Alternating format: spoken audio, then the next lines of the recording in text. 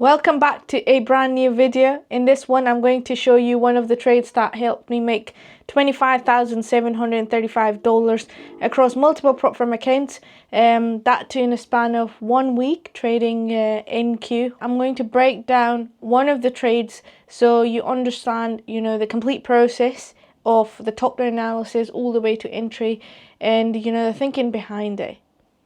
Let's get right into it. Now, before I jump into the breakdown of the trade, there's a rule of thumb that, I want you guys to always remember. I've spoken about this in my previous videos as well, and I'm going to, mention it here as well. It is basically when you want to buy, right? And I'll explain it with example as well. I'll draw a diagram as well. But always remember that when you want to buy, you want to see passive early buyers getting taken out first before you get into a long position. All right, and same case for when you're trying to sell. When you want to sell, you want to see passive or early sellers getting taken out first before you get into a short position. What does it actually look like in the form of a diagram? Now, let's say we have a bullish market, okay?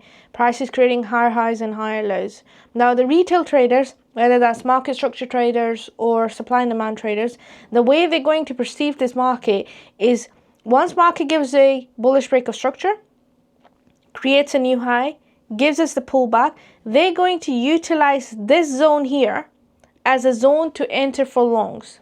Okay, because they see the trend, they see the market is, breaking to the upside, is creating higher highs, and then when it makes a pullback, that's their opportunity to get into a long position. Now, when they enter for a long position, their liquidity is going to be resting below these higher lows, right? Their stop losses are going to be resting there. Every time we have the price breaking to the upside, we are actually inducing buyers into the market, okay?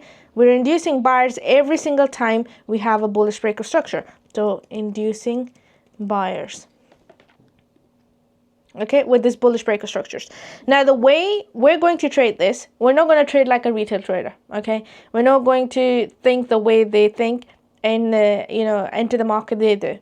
The way we're going to trade this and basically capitalize on this move is we need to wait for the passive or the early buyers to get taken out first. These buyers here, the ones that got in because we had a bit of a pullback into a higher low zone, are basically early passive buyers, right? So we're going to wait for them to get taken out, okay? How would that look like? Obviously, that means the market is going to be pushed lower. Now, once it's pushed lower, the liquidity is grabbed, right? They're taken out of the market. That is when you are going to look for a long position. That obviously knowing that you are bullish for the day or the session, right? You cannot just get into a buy position just because early buyers got taken out. You need to have a target to the upside. So that is basically how you're going to capitalize on this move. So essentially, right, you need two things. If you're looking for longs, of course, you need two things. First thing you need is a bullish break of structure, which is basically this, where you see that, buyers are getting invited into the market, induced, right? Bullish break of structure. And the second thing you need to see is basically the same buyers getting trapped or manipulated or taken out. That's what it means basically. And that happens obviously when market gives you a bearish break of structure, right? So when market moves past the previous swing point, whether it's here, here, or here, that is your cue basically that, your buy position can be happening soon. Now, for the beginner traders or traders who, are not very familiar to this concept, I'd suggest obviously trade once the early buyers are taken out, and then you get into the move as an aggressive buyer. But for the people that are a bit more advanced, have a better understanding of liquidity and have a bit more experience in the markets, you can absolutely, trade this move as well. Okay, that is obviously if you understand which part of the cycle you're within, manage your expectations from the trade accordingly. It's most likely going to be a short-term trade. You're not trading the expansion, most probably. So yeah, you can 100% trade that, but just just know that this is a false move, a trap move that you're trading.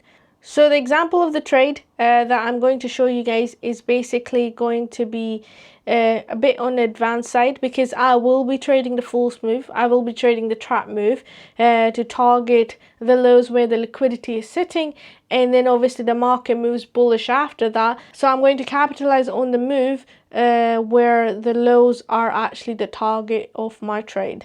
Now this is how it's going to look like in theory with the diagram in there.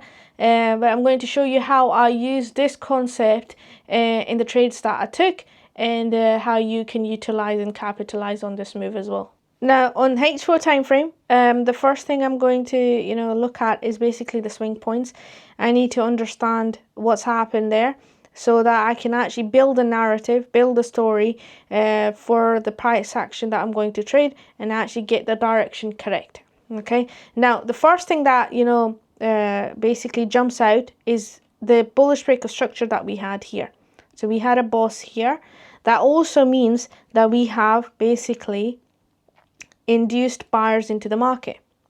Okay, then we have the price. If you follow my cursor, we see that price actually dumps a bit. Okay, it goes down and then pushes higher again. But before it pushes higher, we have, we can identify basically it's also building liquidity towards the downside. Okay, we have this liquidity resting below. Now you're probably asking, how is there even liquidity down here? Right? To understand it in a simple way, liquidity basically gets built anytime highs and lows hold. So anytime price respects a level, instead of blowing through it, there's liquidity sitting there. Meaning that if I have price action that's going higher highs, higher lows, every time this low is respected, every time this low is respected, there's liquidity resting there. Same case in a bearish scenario. If I have lower high, lower lows printed, every time this lower high is respected, meaning that price is not actually taking it out, not done this, right? There is liquidity resting there. Once price makes a move up, takes them out, then dumps, obviously there's no more liquidity there. It's already been taken out by this move here. So in here, you can see that we've had a high printed in the market, all right?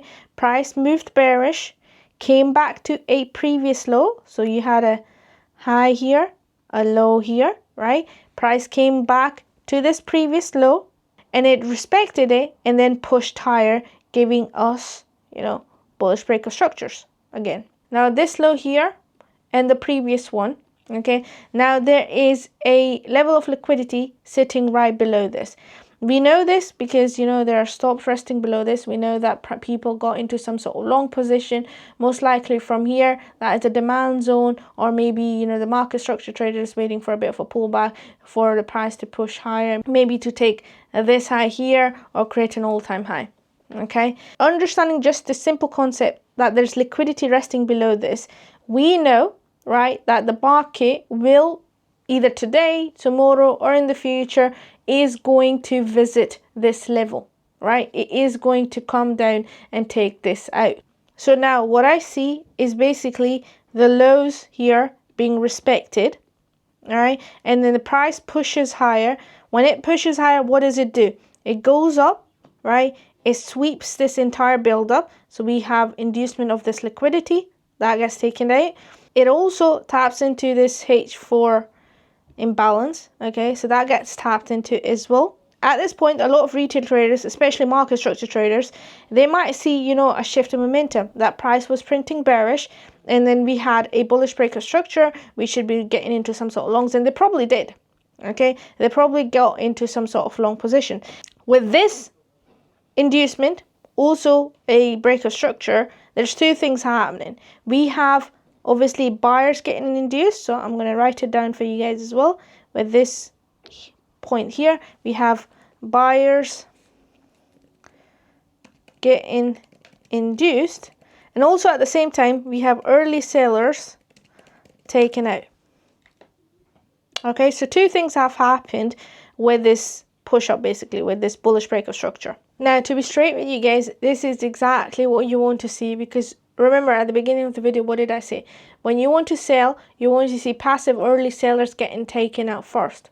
Okay, so whoever tried to sell from here maybe targeting this low here or a low further down below, they got stopped out because they did not wait for liquidity to be engineered, meaning that we did not get confirmation that this point here is basically the low that's going to push up, give us the bullish breaker structures, induce buyers into the market. Once they are induced, there's obviously liquidity resting right below these lows. Okay, so they got part of the move as an early seller, because if you pay attention to basically, just pay attention to this high here, this low here, this high here, and this low here.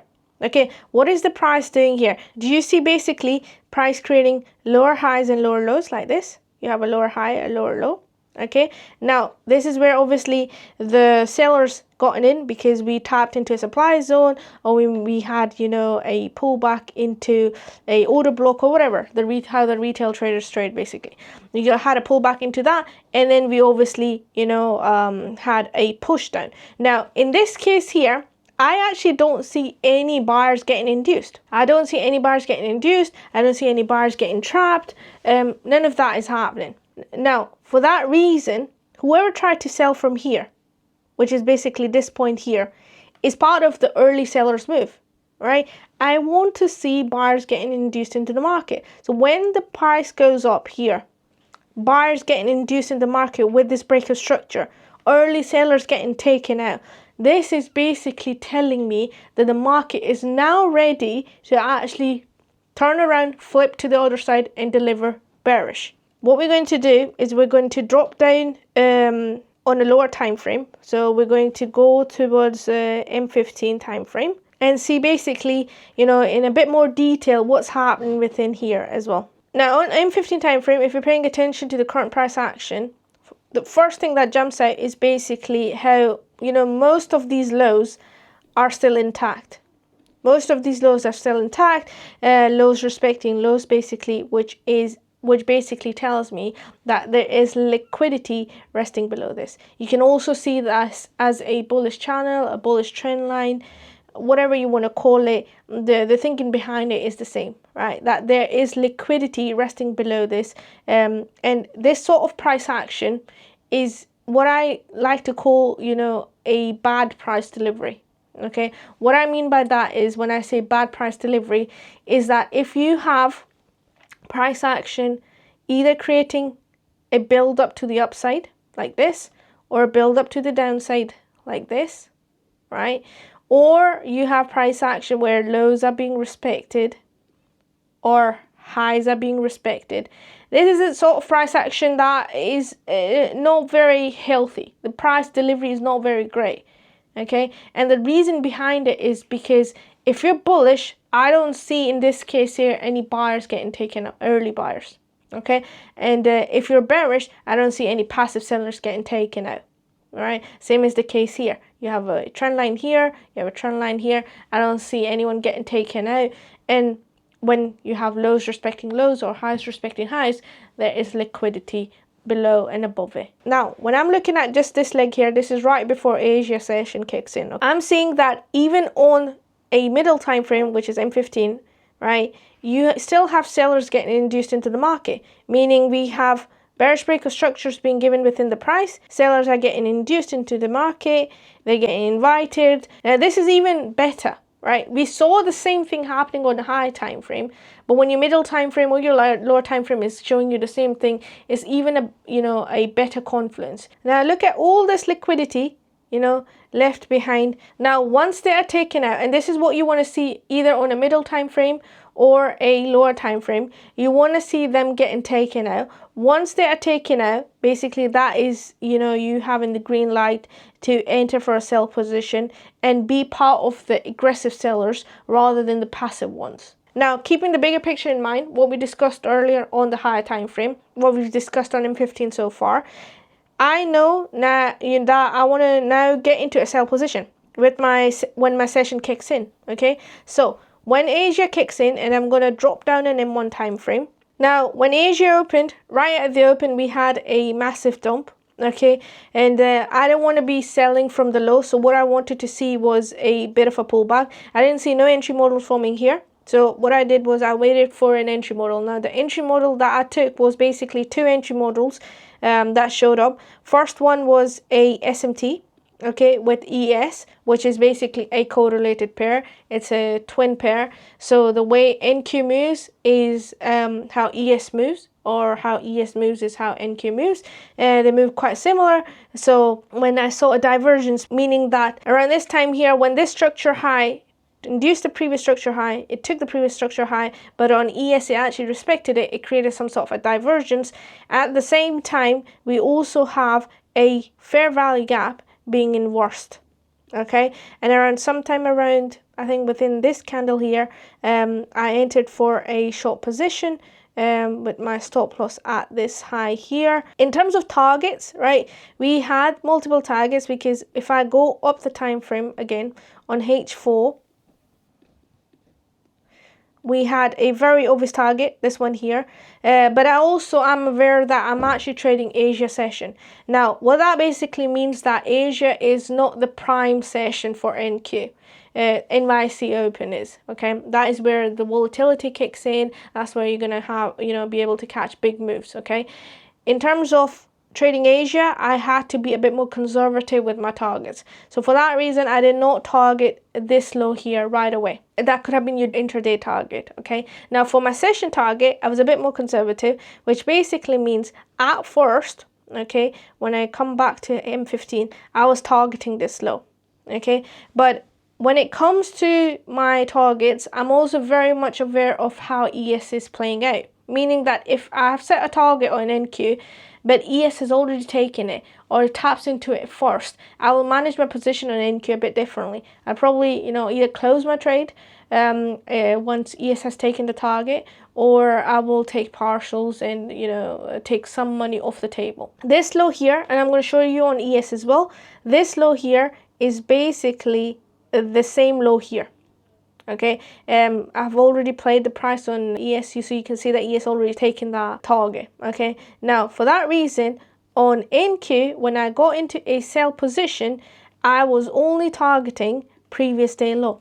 Okay, so I was only targeting Friday's low, this one here. This was my full target, just keeping in mind how ES was moving as well. Now I'm going to play the price a bit so you guys can see how the price delivered. And how I managed my position as well. Okay, this played out like this. So around this time here, okay, is when I moved my stop to break even. This was my break even point right here. So I took the risk off. I moved my stop to entry. Did not take any partials at this point. Just moved my stop to entry. So it's a risk-free trade. Let the price play, and there it goes on to hit my target. Okay, now this trade here, it made me around $4,500. This one I only took it on one account, but the rest of the trades, like I've shown you at the beginning of the video, was across multiple accounts, which actually added up to being $25,700. And this is it for this video. I hope you guys enjoyed the video, took a thing or two out of this. Let me know in the comments down below whatever you've learned from this video, or whatever you want to see in the future videos, and I will see you in the next one. Till then, trade safe.